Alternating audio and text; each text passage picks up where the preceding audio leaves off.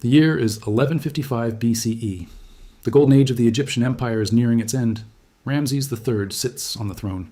He will be remembered as the last great pharaoh of Egypt, a living god who drove his enemies beyond the borders and built temples. But Ramses' true enemy was not beyond the borders. He was breathing in the very heart of his palace, right beside his bedroom. For centuries, historians chased a single question. How did Ramses III die? Did he die of natural causes? Or did he fall victim to one of the greatest palace conspiracies of the ancient world, an assassination planned by his own wife and son? This question remained unanswered for 3,000 years. All we had were faint names carved in stone and cryptic court records on dusty papyri. The body had been found, yet there was not a single visible scratch on it. It looked like the most perfectly executed assassination in history, until modern science decided to look beneath the wrappings.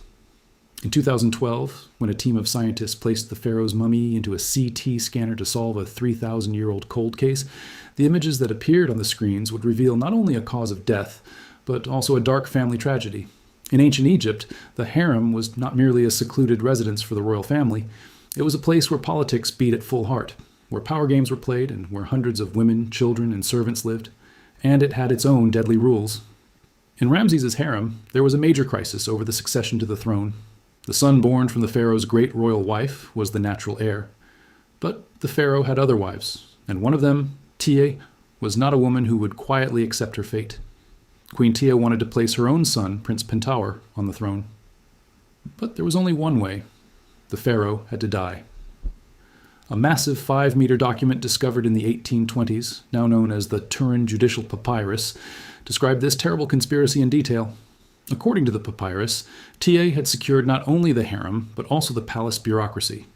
The pharaoh's personal physician, wine tasters, door guards, and even magicians, all were part of the coup. The document listed dozens of individuals, detailing their specific roles in the conspiracy. Special judges were appointed to hear the cases, conducting the trials with strict adherence to ancient Egyptian law to ensure a thorough investigation.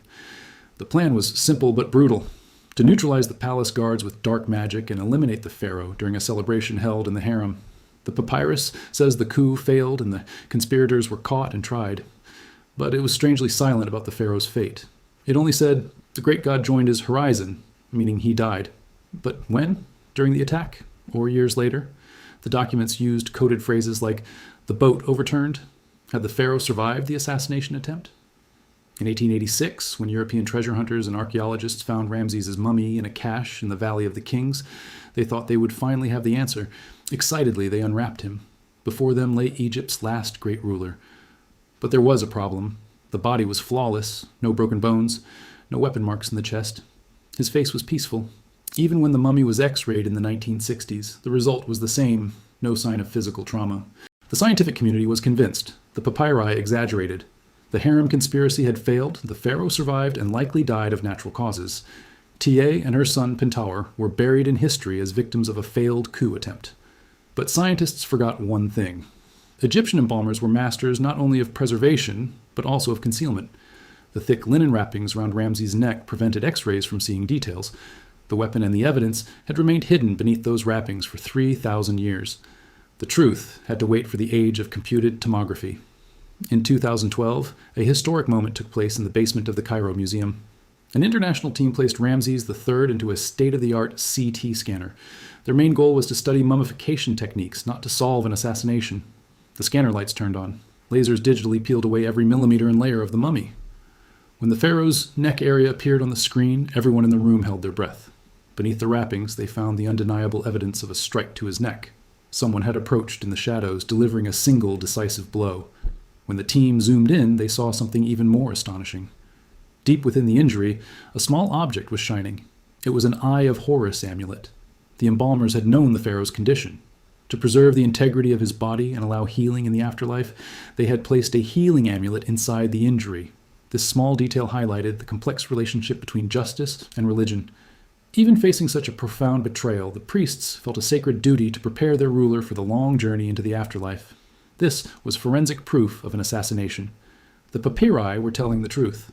Ramses III did not die naturally. He was eliminated in his own harem on the orders of his own wife. But another mystery remained. Who was the conspirator? And what happened to the traitorous son Pentaur? In the same burial complex, there was another unidentified mummy that had puzzled archaeologists for years. Records called him Unknown Man E, but the world would know him by a terrifying nickname, the Screaming Mummy.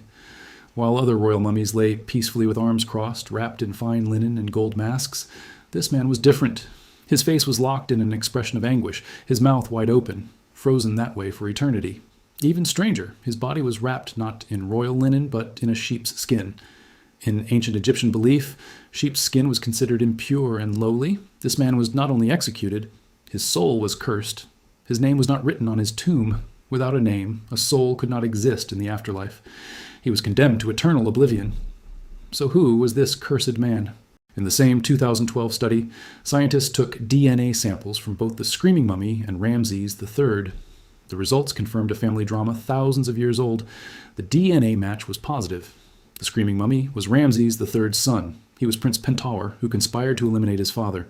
Forensic experts examined Pentaur and concluded he faced the ultimate punishment for his treason. This matched the papyrus records. He had been caught and tried after the plot against his father, but his body was deliberately humiliated during mummification. His organs were not removed, his body not properly dried, his mouth left open, and a preserving substance was applied to permanently lock that expression in place.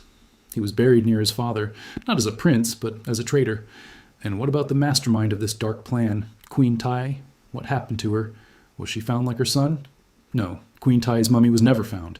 In the papyri, her name was replaced with nicknames meaning the one hated by the Egyptians. According to archaeologist Susan Redford and other experts, her punishment was likely less merciful than her son's. In Egyptian belief, the most terrible fate was the complete destruction of the body. Without a body, the soul could not return, and the person was erased from cosmic order. Most likely, Queen Taye was executed. Her remains were destroyed and dispersed, erasing her from existence entirely. No tomb, no mummy, no place in the afterlife remained. She was erased from history as if she had never existed. Only her betrayal and the chaos she unleashed remained. Modern science finally closed this 3,000-year-old assassination case.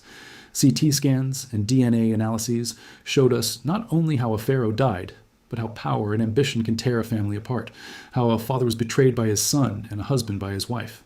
The assassination of Ramesses III was not just the end of a man. It marked the beginning of the collapse of Egypt's new kingdom.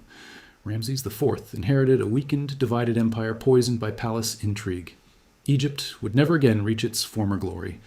Today, in the Cairo Museum, the seemingly peaceful mummy of Ramesses III and the screaming mummy of his son Pentaur lie under the same roof, but in different worlds. One earns history's respect as a betrayed father. The other remains trapped in an eternal scream, paying for his mistake. Thank you for watching. If you enjoyed this detective journey through the dusty pages of history, don't forget to like and subscribe. The secrets of the past will continue to be illuminated by science.